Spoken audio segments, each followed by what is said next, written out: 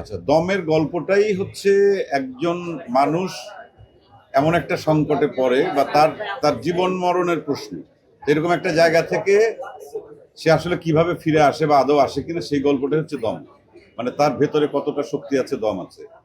তা সেই চরিত্রে অভিনয় করার জন্য যে প্রস্তুতি নিশো নিয়েছে, বা আমি যে চরিত্রে অভিনয় করেছি সেই চরিত্র করার জন্য আমার একটা প্রস্তুতি আছে বা প্রস্তুতি ছিল। সেটা ডিরেক্টরের প্রথমত স্ক্রিপ্টে যেভাবে চরিত্রটি ছিল তার সাথে ডিরেক্টরের সে কিভাবে দেখাতে চায় দর্শকের সামনে।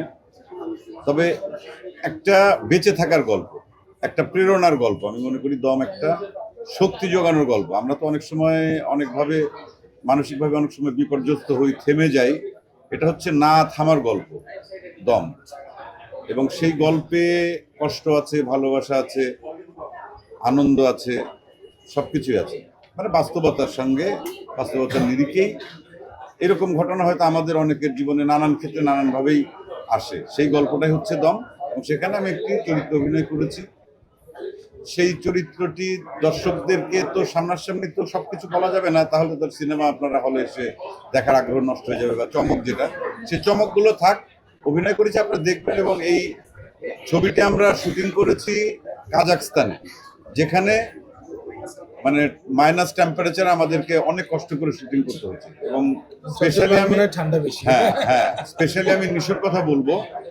ও কিভাবে এটা পারলো ওই ওয়েদারের মধ্যে এইভাবে শুট করতে, এটা একটা আশ্চর্যের বিষয়। এবং এত কষ্ট করেছে, আমার মনে হয় যে আমরা শিল্পী হিসাবে কখনো কোনো সিনেমাতে অথবা নাটকে বা ওয়েব সিরিজে শুটিং করতে গিয়ে শারীরিক এতটা কষ্ট আমরা কখনো করি। তো সেই কষ্টটাই দমে করতে হয়েছে আমাদের ওয়েদারের কারণে। অন্য একটা ভিন দেশে, সেই পাহাড়, বরফ ঢাকা পাহাড়, অতিরিক্ত ঠান্ডা, যেখানে সাধারণ মানুষেরই 8টা-10টা লেয়ারের পোশাক পরে থাকতে হয়।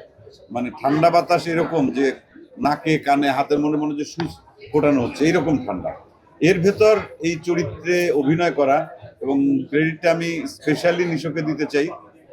এবং ওর এই কষ্টটার কিছু সফলতা তো পাবে, এটা তো একদমই স্ক্রিনে দেখা যাচ্ছে। এবং দর্শকরা যে উন্মাদনা দেখাচ্ছে দমকে নিয়ে, তার পেছনে কিন্তু কারণ এটাই যে একটা মানুষ কতটা কষ্ট করতে পারে। এক হচ্ছে প্রেরণার গল্প, সেই সঙ্গে ওর যে অভিনয় করার জন্য, এই চরিত্রে অভিনয় করার জন্য ওর যে কষ্টটা করেছে সেটাও স্ক্রিনে দর্শক দেখতে পাচ্ছে, ইমোশনাল হচ্ছে। আর আমি একটু মজার একটা চরিত্র অভিনয় করেছি, হয়তো একটু মেন্টাল রিলিফ দেওয়ার জন্য। আমার হয়তো উপস্থিতির পর থেকে দর্শক একটু হয়তো বা এক ধরনের কষ্টের জায়গা থেকে সরে এসে আবার একটু হাসি মুখে কিছু কিছু কনভারসেশন দেখবে, কিছু দৃশ্য দেখবে। কিন্তু অলসো যদি আমি বলি, গল্পটা এই দমের যে মানুষটার, নিশোর গল্প।